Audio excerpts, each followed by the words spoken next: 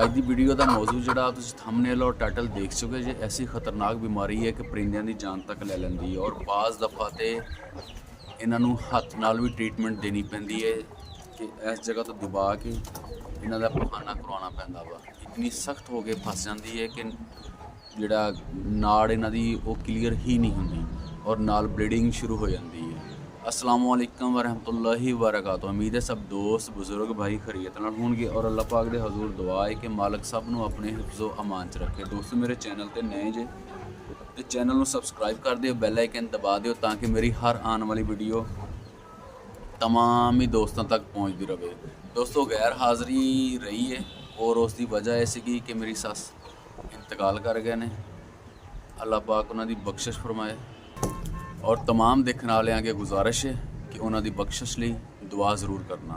चलते हैं वीडियो की तरफ।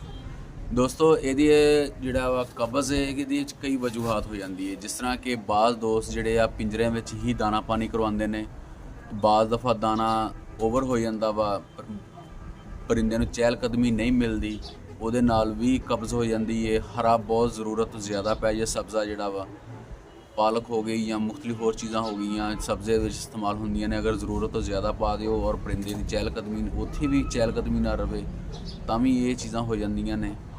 दाना बदल के पा दिओ, परिंदे का हाजमा ख़राब हो जाए या पानी का फ़र्क लग गया, परिंदे नूं हाजमा ख़राब हो गया और कब्ज़ हो गई और इस तरह के कुछ मामलात हो जाते हैं। और उहदे लई जिहड़ा असीं ट्रीटमेंट करते हैं दो मराहल च मुख्तलिफ चीज़ों के विच और दोनों ही दोस्तों के नाल शेयर करांगा और उम्मीद है कि दोस्तों नूं उहदे नाल काफ़ी फ़ायदा मिलेगा। सब तो पहला तो जी यह तस्वीर नाल ला रहे हैं डूफालक सिरप है, ये ले लेना वा। ये जिस तरह के इंसानों की मेडिसन है लेकिन ये परिंदियां ते भी बेहतरीन काम करदियां ने और ये वड्डियां छोटियां बच्चियां हर किस्म का परिंदा और जिहड़ा कि इंसान छोटा होवे वड्डा होवे, सिर्फ मिकदार खुराक ਦਾ फ़र्क आंदा वा, उस तो इलावा हर किसी ते बेहतरीन चीज़ ये काम करती है।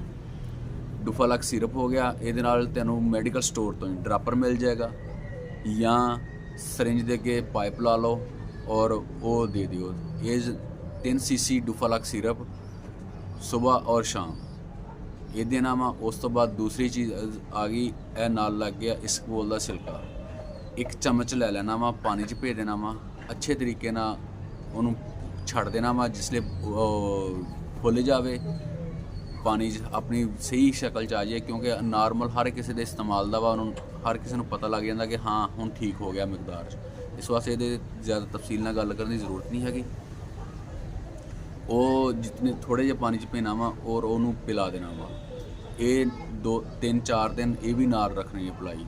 खुराक खास तौर पर ख्याल रखना, जितनी देर तक तुहाडा परिंदा इस मराहल च है, खुराक उहदी गज़ा जिहड़ी इंतहाई नरम रखनी है।